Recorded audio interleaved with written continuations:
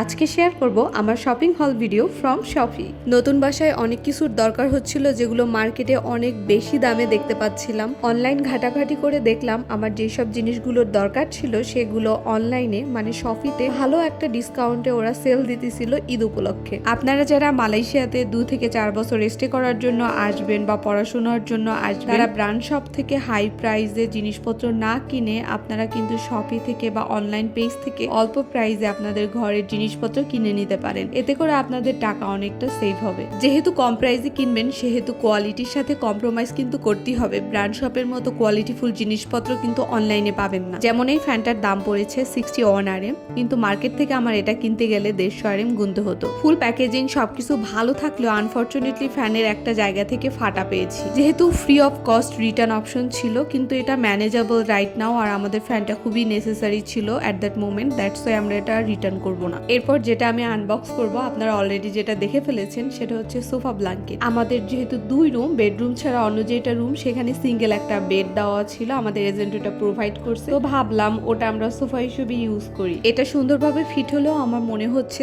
আরেকটু সাইজটা যদি বড় হতো ভালো হতো। ফলটা আমার মেজারমেন্টের সময় আমার সিএমটা আরেকটু বাড়িয়ে দেওয়া উচিত ছিল। এটার দাম পড়েছিল 24 RM এর মতো উইথ ডেলিভারি চার্জ, এবং খুবই কোয়ালিটিফুল একটা প্রোডাক্ট পেয়েছি। এবার যেটা আনবক্স করব সেটা হচ্ছে ইন্ডাকশন চুলা, কারণ আমাদের এজেন্ট কোনো ইন্ডাকশন চুলা আমাদের প্রোভাইড করে নাই। তারা বলছে আপনাদের নিজেদের কিনে নিতে হবে, এবং যদি তারা ইন্ডাকশন ওভেন আমাদেরকে প্রোভাইড করে তাহলে বর্তমানে আমাদের যে বাসা ভাড়া আছে তার থেকে 100 RM বেশি গুনতে হবে। প্রতি মাসে 100 RM বেশি বাসা ভাড়া দেওয়া আমাদের অতীত মনে হয়নি, তাই অনলাইন থেকে একটা চুলা অর্ডার করেই ফেলি। 78 RM হালমার্সের এই ইলেকট্রিক চুলাটি আমার কাছে খুবই কোয়ালিটিফুল মনে হয়েছে, আর হালমার্স কিন্তু একটা জার্মান ব্র্যান্ড। তো এবার আনবক্স করব সুইস থমাসের হাই স্পিড হেভি ডিউটি ব্লেন্ডারের দুইটা জাগই প্লাস্টিকের ছিল। আমি কিছুটা ভয় ছিলাম শিপমেন্টের সময় আবার ভেঙে না যায়, কিন্তু প্যাকেজিং সিস্টেমটা খুবই ভালো ছিল, উপরে ফ্রাজাইল সিল করা ছিল। আনবক্স করার পর দেখতেই পাচ্ছেন কোনো সমস্যা হয়নি। তো এখন দেখার পালা এটা যে high speed heavy duty claim করে এটা আসলেই কার্যকারী কিনা। এখানে সবকিছুই পার্ট বাই পার্ট খুলে ডেলিভারি দেয়, তাই আমি মিলিয়ে নিচ্ছিলাম ম্যানুয়ালের সাথে সবকিছু ঠিক আছে কিনা। নর্মাল ব্লেন্ডারের ক্ষেত্রে দেখা যায় যে পেঁয়াজ রসুন ব্লেন্ড হলেও